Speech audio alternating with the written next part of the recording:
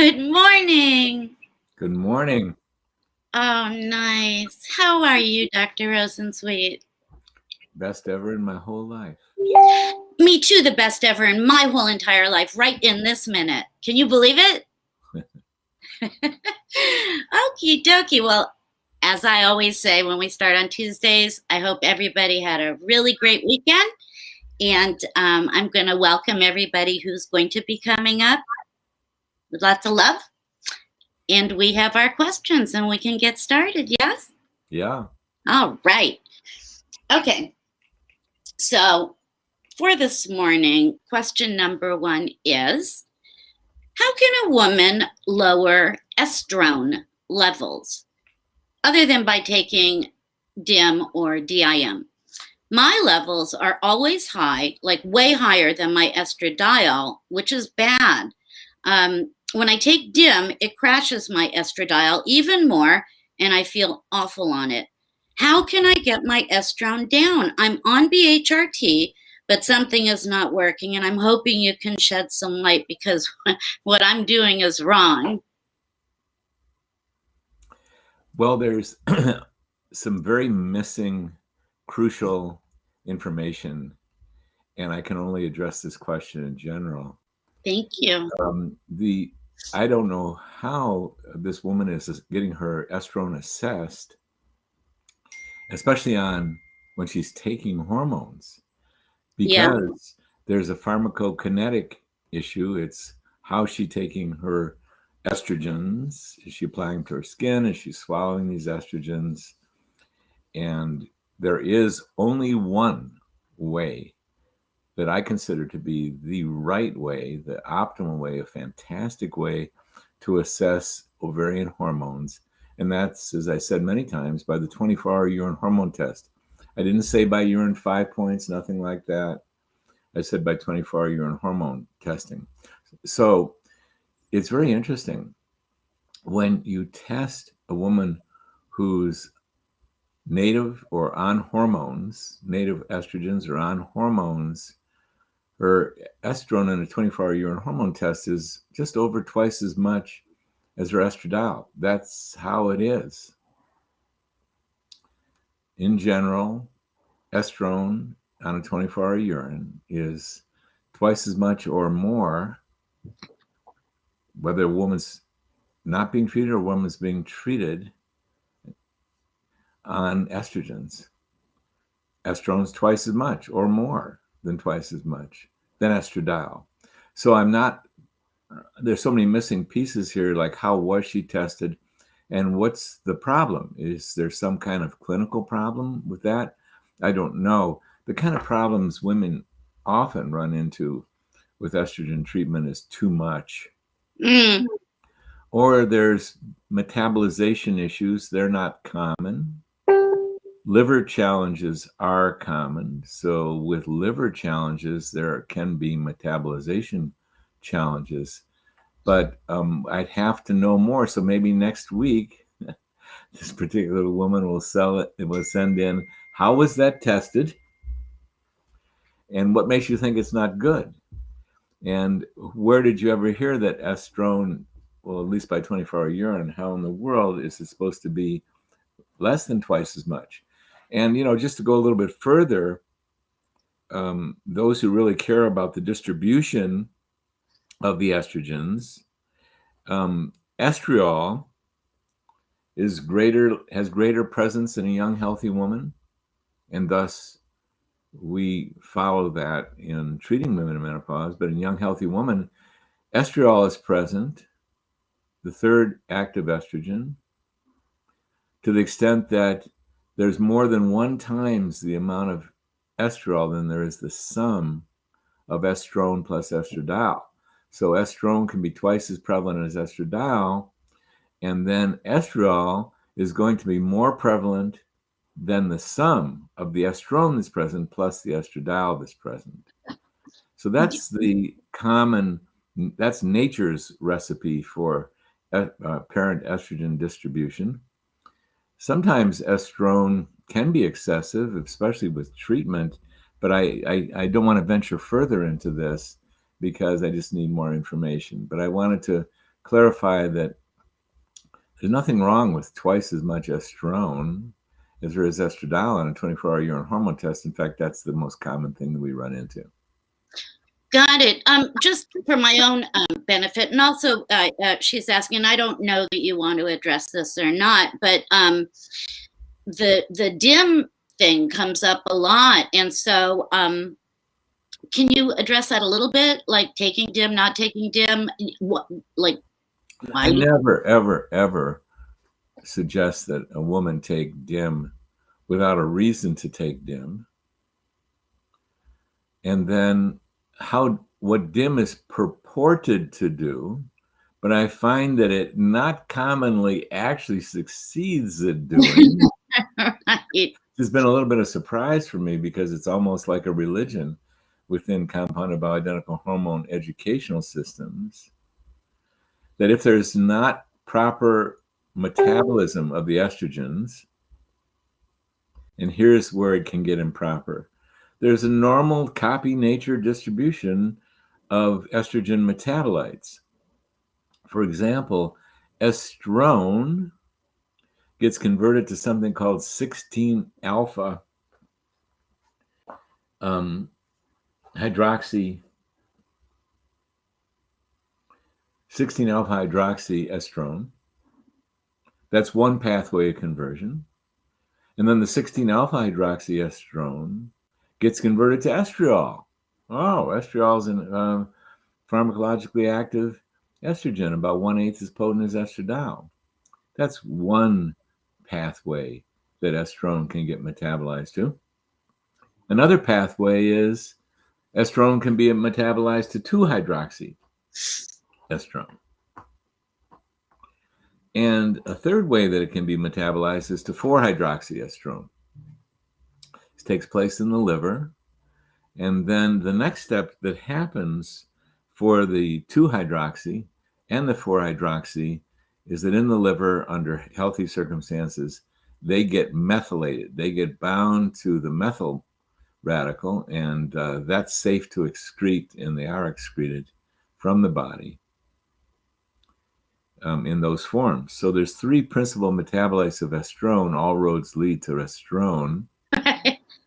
Yeah. In the metabolizing process. One is 2-hydroxy, another is 16-alpha hydroxy, and the third one is 4-hydroxy. Now, nature has it set up that there's more 2-hydroxy than there is 16-alpha. Interesting. And as far as, are any of these metabolites provocative, or let us say, suggest there's detriment to health?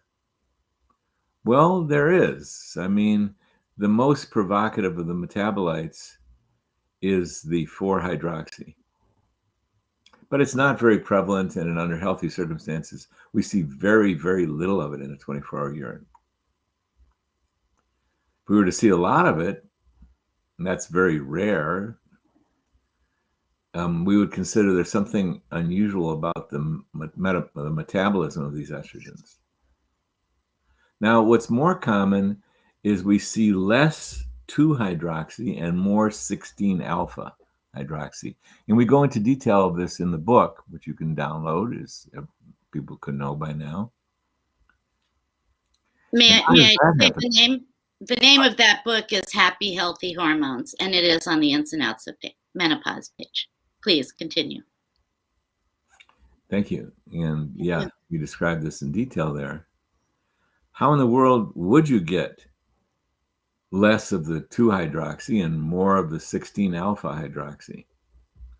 Well, one thing is the liver could be not functioning optimally. Another thing is, if a woman's being treated with bias, she could be given too much estriol. And, oh my, look at this. What could I have here? Can you see this? It says salad. Oy Gewalt. Wrong. Oy Gewalt. What does that say? Salad spinner. Was that your list for yesterday? Yes, it was. Excuse me. Did you put a? I see that. Yes, E2 to E1 down to the 2OH, 16, yep, down in E3. And Doesn't say solid. what I didn't illustrate here is the 4. That comes off of E1 as well. 4 Got hydroxy. it. Now, if someone is getting biased and they've got too much estriol, there's something called the chemical law of mass action. So if the estriol is too high,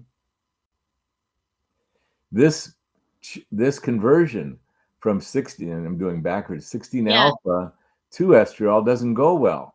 If there's too much estriol, this thing gets backed up. Chemical law of mass action. You get an elevated 16 alpha. If you got way too much estriol, not only does the 16 alpha back up, but the estrone raises. Yes. So under improper or unoptimal treatment circumstances, if there's too much estriol, we'll see the 16 alpha rise, and we'll see, even under certain circumstances, the estrone will rise. Now we care about how much 2 and 16 there is. In fact, I'm going to do this. A 24-hour urine lab will do a ratio of 2 to 16. Yes. And we definitely like to see that greater than 1. That means there's more 2 than there is 16. Right. It's this thing right down there. Yeah. It's some math.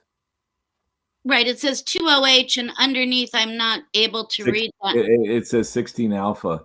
Oh, 16 alpha. Okay. And that's like in the form of a fraction. And that could be greater than 1. That means there's more 2 than there is 16. And how would you get more 16? Again, you'd be giving too much estriol, or there's something not quite kosher about the liver and how it's functioning. Oh, how often do we run into the liver issues in adults on this planet? A lot, yeah. AKA coffee, alcohol, exactly. Where the liver is our principal organ of biochemical transformation, including of not healthy substances. And if you get overload of chemicals and not healthy substances, you're just giving yourself way too much, and you've been doing it for way too many years. These livers don't hold up, and you don't get proper handling of these things. So when I see too much 16 as compared to 2, I look at the biased treatment ratio, and these discrepancies can be seen beautifully in the 24-hour urine hormone test. I think in terms of giving DIM, because what DIM is purported to do, did I say purported? I can spell that word. That's good. I'm not so certain I can spell that word easily. What its reputation is that it can do is it can increase the 2 and reduce the 16. How many times does it under my hand? Yeah. Not very many. So I've wondered. And this whole subject is debated. There are some that say that this whole thing was fabricated so that a product could be sold called DIM or I3C, indole 3-carbinol. There's some that say that this was exposed and promulgated and promoted because it allowed a supplement company to sell a remedy for this here situation. That's at one end of the spectrum. At the other end of the spectrum, there's good arguments that this does matter. And I always think in terms of copy nature. And, if a young woman is producing more 2-hydroxy than 16-alpha-hydroxy, I say that when I'm treating a menopausal woman, I want to copy nature. I want to see more 2-hydroxy than I do 16-alpha. And that is definitely the most common thing to see in young women. And it's the most common thing to see in women we're treating and with bias. And one of the remedies we have is to alter the bias ratio, the amount of estriol compared to the amount of estradiol. We can play with that. And I suggest that any provider only be messing with that ratio if you're looking at a 24-hour urine hormone test that gives you suggestions that you should do that. We always start out with 80-20. In the old days, we used to start out with 73-27. That's 73% estriol, 23% estradiol. There's reasons for that. But 80-20 is our most common startup ratio. And I assert that the only reason any provider should ever mess with that ratio is if they're looking at a 24-hour urine hormone test that shows them the biochemistry is off in the way that I've been describing there. Now you can try DIM, and maybe people will have different, maybe providers will have different experiences with DIM than I've had. And occasionally I see the effects, so I don't want to totally rule out DIM, and I certainly have prescribed quite a bit of it. DIM or broccoli, DIM is derived from the brassica family. So you could eat a lot of broccoli and cauliflower and also get a bunch of DIM. Oh, maybe you should be eating a lot of broccoli and cauliflower regardless, because they're one of our most favorite and wonderful vegetables. So there's some ideas about DIM. And again, sometimes when I see abnormal metabolization, for example, there's more 16 than there is 2, and it's not from the bias, and DIM is not touching it, I'll start asking myself the question, well, how is my patient's liver doing? Right. Some questions. In fact, we asked this in the original questionnaire to assess how's my patient's liver doing. We asked the question, could you drink a cup of coffee at 6 o'clock at night? Or could you drink a cup of coffee at 6 o'clock at night when you were 20, but you can't do it now? And very often in adults, you'll hear, no, I wouldn't dream of drinking a cup of coffee at 6 o'clock at night because I never go to sleep. You're right. The reason is coffee has to be detoxified, has to be biochemically processed in the liver. And it does so through a very specific, well-known liver biochemical pathway. And if you used to be able to drink a cup of coffee at dinner when you were 20, but you can't now, your liver's not doing as well. It doesn't mean you're going to have abnormal liver blood tests. Those are misnomered liver function tests. They're not function tests at all. They're liver illness tests. Right. Those things are elevated. There's usually liver illness. Uh-oh. Yeah. But yeah, if you can, or if you walk into a mall, and when 15 years ago you could walk around a mall for hours and hours and hours, but now you can't, and you can't stand the smell of perfumes.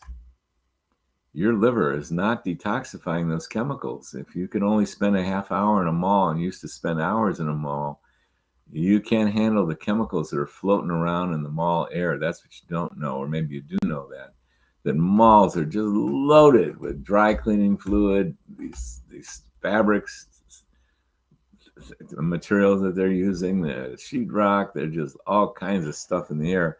And your liver is the one responsible for dismantling those. And if your liver is not feeling well, you're not going to tolerate hanging out in a mall. So those two questions alone, can you drink a cup of coffee at dinner, or can you hang out in a mall? They're very practical questions to know how your liver's doing. So there's some ideas about DIM and livers. Oh. If the liver's not doing well, you want to ask, why isn't the liver doing well? Is it just because there's been too much toxic exposure in the day-to-day life or in the past? No, the other thing you think about is, Carolyn, you're learning probably royally these days, is the liver is downstream from the intestinal tract. And if your intestinal tract has got some critters in there that don't belong there, they're metabolizing, they're peeing and pooping, so to speak. It's a weird world. And if you got healthy bacteria like your friendly acidophilus that so many have heard about, their pee and poop is needed by us. It's all part of our biochemistry. Well, I wouldn't say needed, but we're very familiar with it genetically. We love it. We need 3.5 pounds of those beneficial critters in our gut. But who's the host? Who's the human, right? Pardon? Who's the host? Who's the human? Who's really running the show? It's fascinating. I know that is said out there in the world, but I'm not in agreement with that. But No, it's kind of making a I little think joke. I know it's a common thing that's said when people realize there's more bacterial cells in our intestinal tract than there are cells in our body, as if they were the human. No, I'm No, not we're going to right go here. there. But philosophical, It's fun. we're just waxing philosophical, Carolyn Shapiro. Hmm. It beautifully answered, and I am gonna get with this woman and revisit this to get more information because Oh, it does that's right. come up quite a bit. Thank That's you. right. Yeah. The Now, final thing I'd like to say is that there's some inhabitants in our intestinal tract of bacteria and viruses and yeasts and even protozoa, parasites, that are not beneficial and they don't belong there. And what their metabolic byproducts can be toxic to us. And if they are producing toxic stuff, where does it go? It gets absorbed into the colon, goes right into the liver. So, when anyone has liver issues, one of the things I always assess is, well, how's their gut doing? And there's some very sophisticated stool tests in which we can sample in very sophisticated ways the bacteria that are actually living there in the yeast, et cetera, through some very amazing DNA recognition technology, PCR. And so, going into the weeds, is there a lot to the human body? Is there a lot to figuring this all out? Oh my God. There's so much more going on than meets the eye. as you've so often So you've said, got a 2:16 ratio. You don't want to just think of DIM. You want to ask the question, why is that thing abnormal? Is there too much estradiol? That's common for people who are prescribing estradiol. It's not terribly common, but it exists. Is there liver issues? Is there liver issues because there's gut issues as part of the problem? You need to do a thorough gut healing program. Oh boy. Well, this is why we have professionals. This is why there's a certain number of these human beings. I don't think it's their bacteria, but I think it's the human beings that have gotten super interested in all these topics, and they're out there learning and they're out there assisting folks to sort all this out. So no worries, you don't have to do it yourself. There's everywhere you turn these days, there's someone who has taken this on as a project, and they can guide you in it. and it's fascinating. And boy, do we have a lot of gratitude for those people, for sure. Whew, anybody tuning in on this one, that was not like your easy, menopause 101 answer. Yeah. And I really thank you for that answer, and I will pursue this. So I'm going to segue then, which synchronistically happened, into question number 2, which is there is a test that is done via saliva, and I am wondering how you feel about testing via saliva, Dr. Rosensweet, and if you like it, and if so, why, and if so, why not? 25 years ago, salivary hormone testing just was being born. And it immediately appealed to me because women could get a kit and do it at home. That's a lot more convenient than going into a laboratory. Oh. However, right out of the gate, I tested 3 women, and the results I got just made no sense to me. They did not correlate with the woman's symptoms, and in the world of hormone deficiency, symptoms speak loudly. And I was very disturbed by that, and I started asking some of the few colleagues that were really interested in treating women in menopause. This is 25 years ago. And one of them, one of the most esteemed colleagues of all, said, yeah, salivary testing does not work. Forget about it. Do 24-hour urine hormone testing. And I was introduced. I'm here today because of 24-hour urine hormone testing, because I got to see what's going on in women's body. So I immediately did 24-hour urine hormone testing, and sure enough, it correlated perfectly with symptoms that women were having.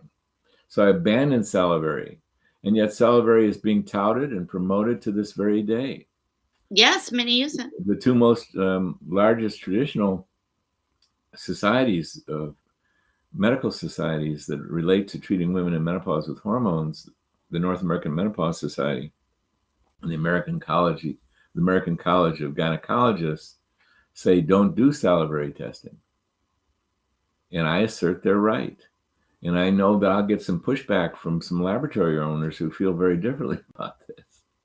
But I'm sticking to my own personal experience and that of my esteemed colleagues that says salivary testing is not okay for testing the ovarian hormones. It's okay for testing DHEA and cortisol, but unless it's under research conditions, it's not okay there for testing women in menopause.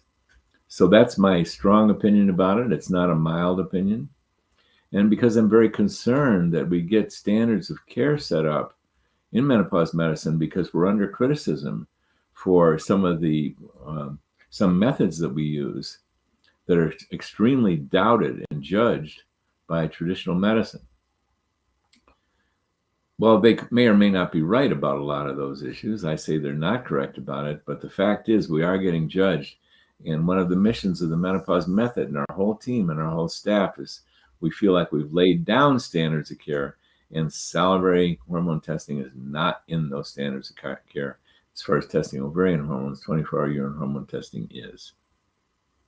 Okay, so we can add in also that 5 point, yeah, and you say 20. Also, urinating on a filter paper 5 times or 4 times in a 24-hour period is not acceptable to me. There's scientific reasons why it's not acceptable to me.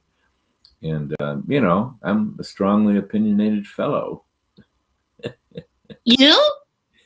I'm always going to here to give you my best shot, right? I'm not going to. Well, 3 years later, here we are. I tend to believe you. I do. So the why and the why not was kind of answered there. For like the normal bear, well, you're just not really seeing the whole picture in the way that you would want to see it, correct? Well, I have spoken to experts in hormone testing about this, and 2 different ones. And when you think about it, is the saliva a normal part of the hormone processing route? No, it's not. And the blood is involved in the normal circulation of hormones, but there's problems with pharmacokinetics, i.e., when did you take your last dose, and are you at a peak or at your trough? And the 24-hour urine hormone test circumvents all of that. But the biggest thing that started me off was I got extremely discrepant results from the symptoms that women were saying and what was showing up on salivary hormone testing. Got it. And then the other thing that really changed it for me is I had the great good fortune to know some experts in hormones very early on in my career, and they said the same thing about salivary testing. Don't do it. You get discrepant results. Doesn't work. And I have talked, and under certain research conditions in which they're heavily controlled, not common conditions, saliva can be useful, but no one's doing those research conditions. It's not practical for the general public. So for all those reasons, strong opinion. That's what I have to say. It's a good answer. I appreciate it. I'm sure the listener will appreciate it, and I thank you for that. Okie dokie. On to question number 3.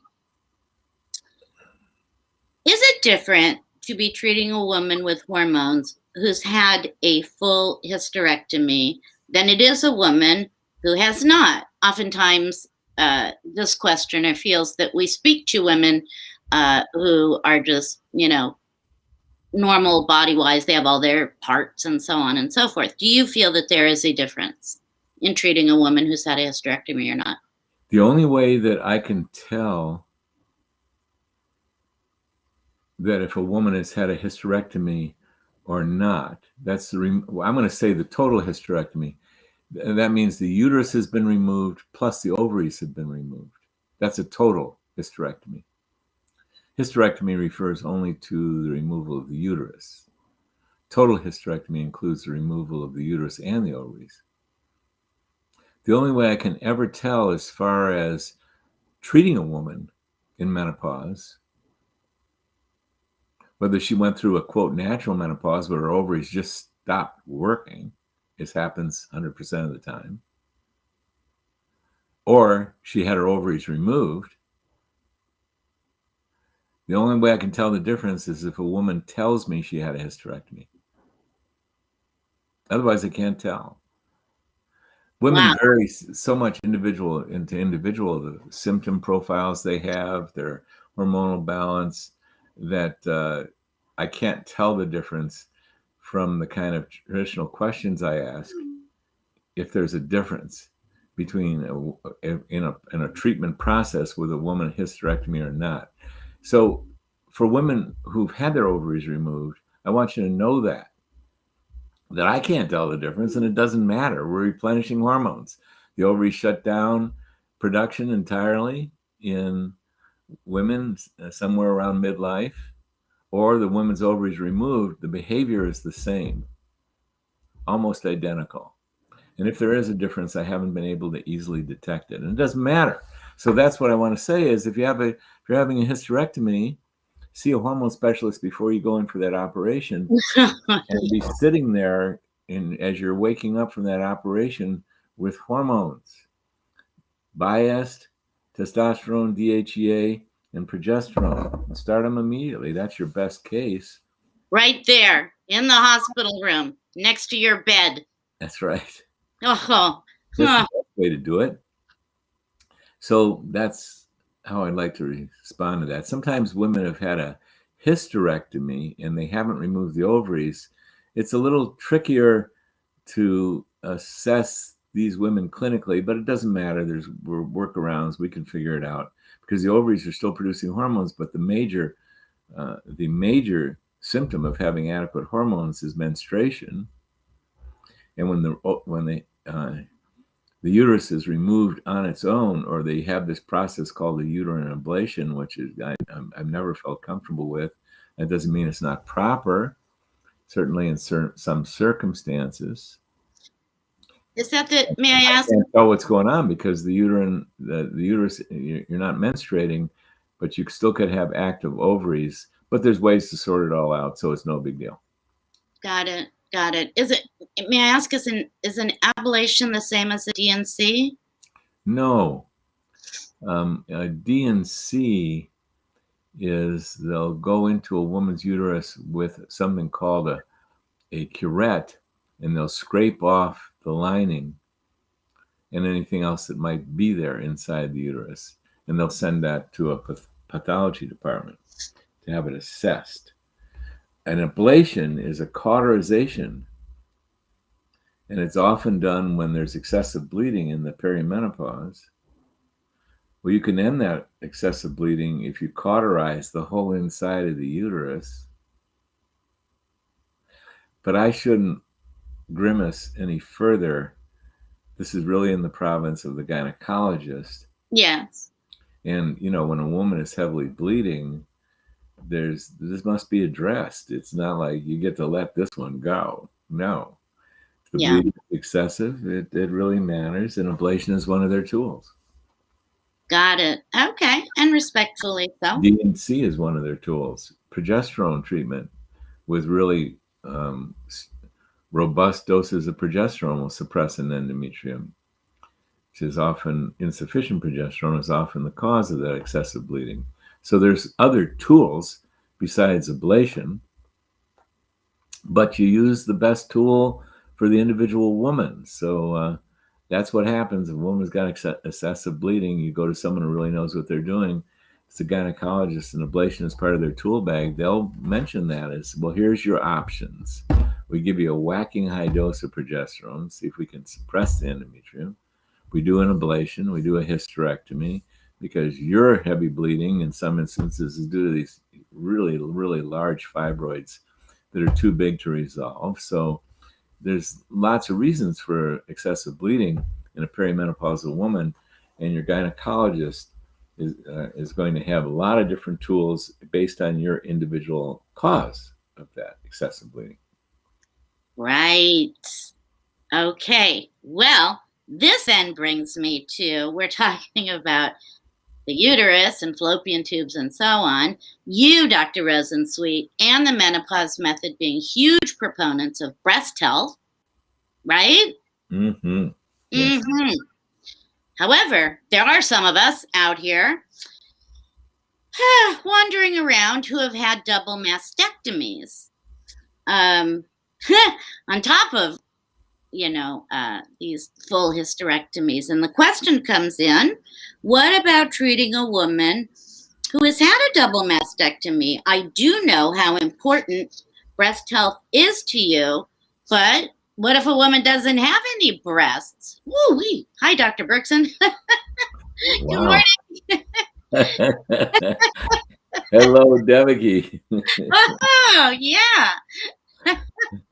We see a huge question come in here. Indeed. We'll deal with it. Let me just answer this one question. Sure. Double mastectomy or mastectomy, single mastectomy for breast cancer. That's why it's done. And, there's a lot of different elements of this subject. And is it the right choice for treatment of breast cancer? Sometimes. Is it the right choice for a woman who had this mutation that puts her at very high risk for breast cancer, such as there's a famous movie star, Angelina Jolie, who had a double mastectomy because of being at very high risk because of a BRCA mutation. And this is the choice of every individual woman. I think back in the day when a lot was not known about how to treat breast cancer properly, there was a lot of double mastectomies that were done, or single mastectomies that were done, that nowadays they wouldn't be done. But, like anything, you learn as you go, and you don't mess around with breast cancer. So, yeah, mastectomy is a choice, or lumpectomy is a choice. And Dr. Blooming was one of the major proponents of don't take off the whole breast, don't do these major disfiguring operations. Take out the lump and maybe do chemotherapy or radiation. Well, there's a lot of expertise these days on how to properly treat breast cancer. And there's a lot of tremendous expertise on learning so much about an individual woman's breast cancer that she has. And that can help determine the best options for treating the breast cancer. When a woman has a breast cancer, the thing that I find is absolutely imperative is go to an expert in treating women with breast cancer. Oh, absolutely. And learn about what choices are yours, learn about the breast cancer, and do it, whatever that is. Because I never say never in medicine, including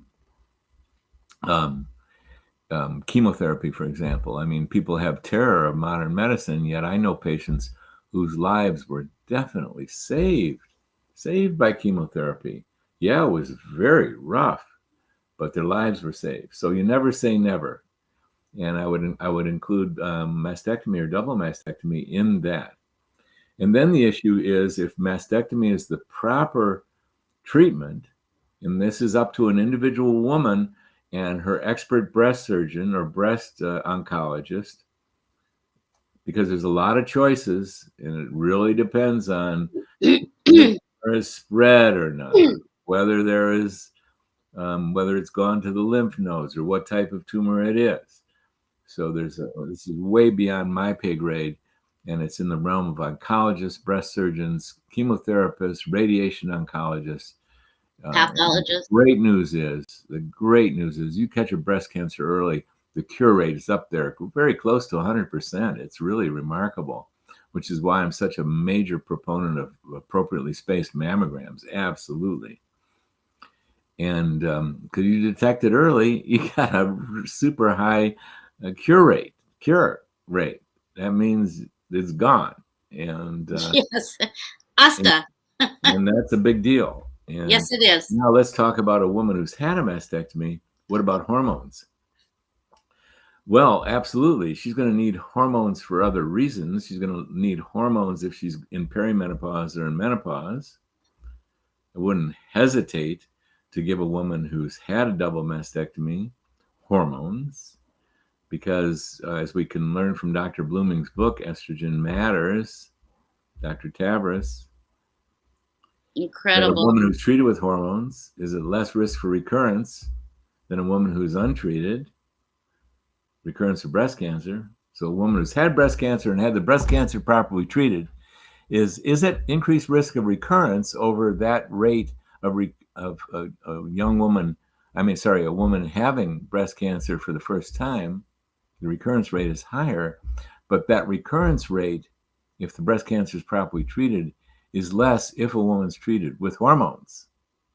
So for that reason, for reasons of how important these hormones are, any woman who's had a mastectomy for breast cancer, absolutely treated with hormones. From my perspective, it doesn't mean she's not at risk for getting cancer. I mean, all of us are at risk for cancers, and a lot of them.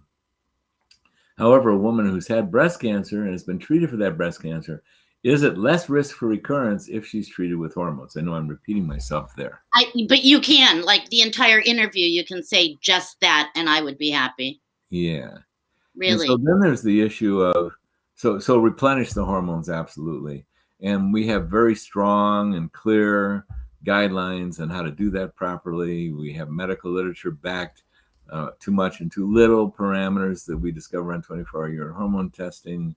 There's a lot of moving parts there. And the good news is we know so much more than when I began this journey 25 years ago. It's fantastic what's known and what can be implemented and help individualize. Did I say individualize? Did you hear me say individualize, Carolyn? I did. I did. It didn't say salad. It said individualize. Yes, exactly. We can individualize this for the individual woman. Now let's talk about mastectomy.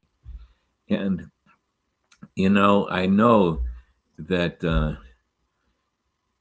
it can present a certain emotional challenge to women of the highest order.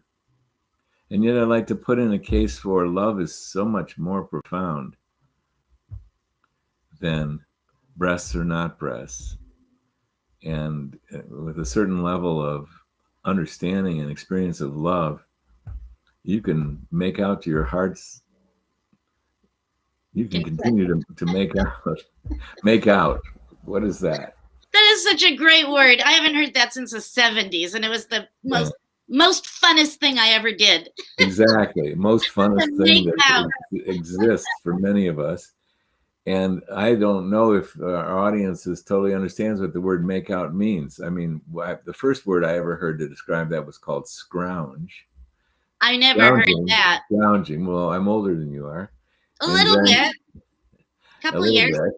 And then making out, and then, well, it's intimate contact, and you can have intimate contact with your clothes on that can be more spectacular than anything else you've ever experienced in your whole life. You taught us that. We didn't know you could take your clothes off. We figured it out. I didn't know. I know back in the day, I didn't know that it was possible to undress, because no woman I was ever with was ever going to do that. Although I heard it was being done somewhere out there. I'm sure you did. So, it's true. If you can get over the emotional issues involved, then, I can tell you for sure they are surmountable.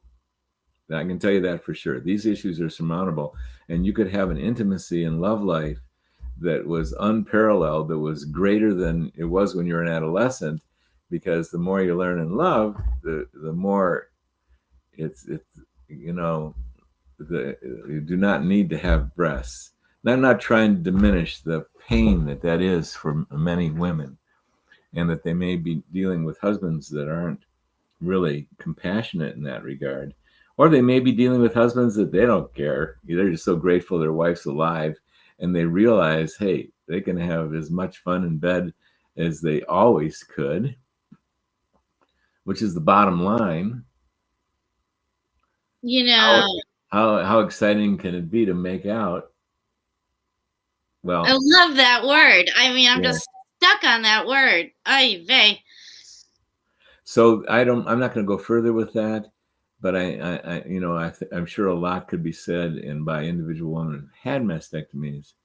But yeah, Get the breast I cancer. did want to give you my best shot about that. Well, I have, these Well, are can we let's read would you read Dr. Bergson's can you, comment, because please? I can't see it all. I can get to like Okay, I can read it. This Thank is from you. Dr. Devaki Lindsay Bergson, an absolute expert on these matters and a living example of how phenomenal hormone replenishment can be in an individual woman. And I think she maybe, if we're lucky, is going to come up on our show again, huh, Dr. Right.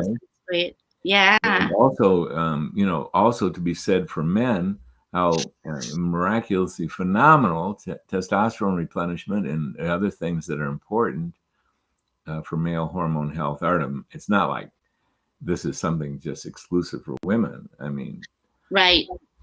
this is my bottle, and I have other things that I use as well. And oh my goodness, I will be taking this every single day. I'm privileged to be on the planet Earth, and that is for sure. So it's not just an issue of women. Hey, David, I have a question for you. I have a lovely patient who was diagnosed with a well-differentiated, slow-growing uterine sarcoma at 35 years of age. So they gave her a total hysterectomy and told her she could never be on hormones. She's now 37 and has gained a lot of weight, can't think, has all the symptoms of estrogen insufficiency. And of course, to go on hormones is against standard of care. I have searched the literature and I don't see data on giving hormones to women with a history of uterine cancer. I have a few patients' case reports of my own, but she is in such a quandary. And I told her, look, you have to make a personal decision of the quality of life and courage. And many of us have been there in your shoes, but it's not an easy decision. But I would love your comments on this, as so many young women are aging at the speed of an accelerated bullet because of total hysterectomies for hormonally driven cancers. And then they are facing decades ahead of themselves with no hormones in their landscape. Much love to both you. Bye-bye. I spoke this in my phone, so if there's any weird autocorrects, I so apologize. And then Great question. Then a tee from Devaki as well. I am not as expert on uterine cancers as I feel like the relationship of hormone treatment of women who've had breast cancer. And I can't imagine that uterine cancers would be a heck of a lot different, especially a sarcoma, which is different than a hormone related. I don't know that hormones are related to cancers. I'll say they're not. We could have a discussion about that alone. Hormones are not. And I would have to give a professional opinion about this. I'd have to dive into the medical literature because I've never heard of a sarcoma being related to hormones. And I can't imagine, other than one of the most common things is doctors got poisoned by the Women's Health Initiative. Without a doubt. And that happened in 2002. There was a medically false, a scientifically false suggestion that there was an increased incidence of breast cancer. I believe Dr. Blooming goes into endometrial cancer or uterine cancer in his book, but I'm not recalling that. I wasn't attentive as I was to breast cancer. And, I think there would be two things. One is you could research the relationship of hormones, if any, to uterine cancer. But with a total hysterectomy, I couldn't imagine. Now, we're going with my imagination. I much prefer to speak with authority, but I do want to opine about this. I couldn't imagine a risk with a uterine sarcoma being taken out as many years ago. I mean, for one thing, the uterine sarcoma was 35. She's now 37, having a lot of trouble. She's 2 years out from so I would, like you do, Deputy, if you couldn't find any literature relating hormones to uterine sarcoma, I can't imagine it being so. There's causes for that cancer, but I'm going to assert they're not hormonal. And there's many causes of cancer. My God, my favorite way of picturing a cause of any illness whatsoever is, I've said this before on this program, is I like to think that causes of ill health ultimately relate to issues of nutrition called not good nutrition, or called dangerous and faulty nutrition, too much or too little exercise, toxicity, In the course of my lifetime, I've seen the rise of toxic-related issues that are just staggering. And the elephant in the room is usually the imbalance and the hormonal imbalance that occurs from not being tooled enough to deal really elegantly and safely with the stresses of life. Right. Getting way bent out of shape and getting the biological fight or flight response going on, along with the suppression of the immune system that occurs with excessive fight or flight or any fight or flight. And then there's mysterious causes, because there's some illnesses that I listen to someone's whole story and you don't really have an explanation, and I don't need an explanation. Or another way I like to put it is, imagine that a videographer was taking a 24/7 video of you from the time you were conceived till the date that you developed the diagnosis. And the videographer had 24/7 had a magical edit button. When they press that button, all the good stuff, all the fun, all the love, all the healthy habits, all the good exercise, et cetera, et cetera, et cetera, all the success, it got edited out of the video. What would be left behind would be the adversities, thousands of them, thousands, that led to the development of really throwing off our natural tendency to heal. We have a genetic propensity to be healthy. And in order to not be healthy, we got to do a lot of rough stuff. And there is a lot of rough stuff. So I would call anything like a uterine cancer primarily related to the immune system, to how did the immune system miss some abnormal cells, because we're producing abnormal cells all the time. And I'm going to make, this isn't a personal opinion based on all the time that I've spent in medicine, and I've paid attention to cancer, but I'm not an oncologist, and maybe someone who would burrow into uterine sarcoma would have a lot more to say about causes than I can say.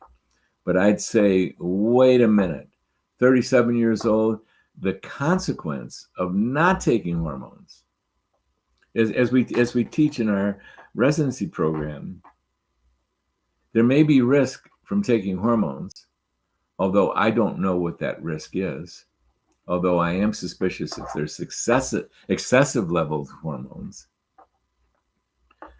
But there's a near certainty of big time issues from hormone depletion.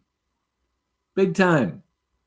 Bones, muscles, thinking, brain, weight, metabolism, arteries, canes, walkers, wheelchairs, bladder diapers, because you lost related to hormonal deficiencies. So someone would have to, if it was a family member of mine who had a uterine sarcoma, I would personally dive into the medical literature and say, I see any evidence, and it sounds like Devaki didn't see any evidence. Right. And I would be a high proponent because I would doubt that I would conclude that the hormones were related to the uterine sarcoma.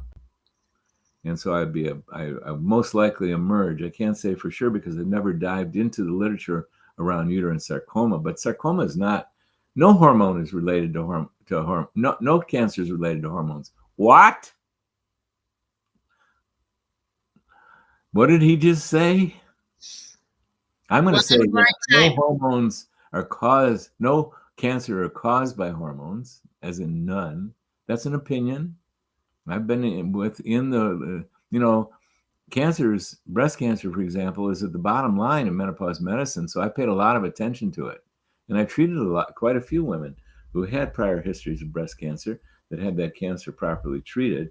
And we highly recommend the book Estrogen Matters by Avram Blooming, who's an oncologist, and Carol Tavris, PhD. And there's even controversy around whether someone has an estrogen positive receptor site. These are well differentiated glandular cells that have estrogen positive receptor sites in it. That's not the problem in a breast cancer. The well differentiated cells, called not cancer cells, right, not the problem. It's the undifferentiated cancer cells that are the problem. So it's really a gray area about even if a woman has had estrogen positive receptor sites, whether she's an excellent candidate if she's treated properly for the breast cancer of taking hormones, even if she had an estrogen positive receptor site. This is a gray area. We go way out of our way when thinking of treating a woman who's had a prior history of breast cancer, of looking at a lot of factors involved. How'd she get it? Is it apparent how she got it? What type of cancer was it? How far did it spread? That's the main thing. Did she receive proper treatment? And we have several patients within my practice over 25 years that had prior history of breast cancer that we are treating with hormones. So as we teach in our program, there may be risk related to hormones, although I can't identify one. I'm lingering there. I'm pausing there for a reason. It's called a poignant pause or a pregnant pause. A pregnant poignant pause. Yeah, PPP. PPP. Pregnant poignant. Poignant pregnant. Not to be confused with PT and PP and T. PTT, whatever. Pregnant poignant pause. Because I can't see an association. And there is one gray area around estrogen receptor site, but I think it's far more related to the cancer itself. And I can't even imagine it with the uterine cancer.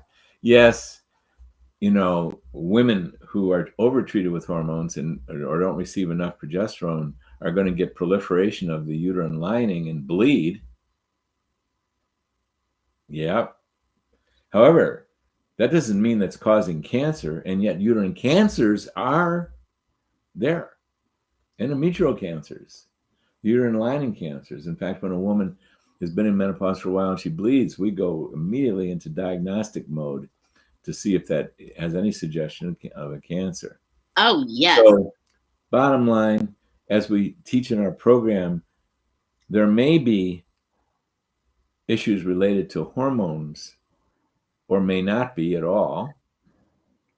However, there's a near certainty of trouble called big time trouble without those hormones. So we're very strong advocates of the hormones.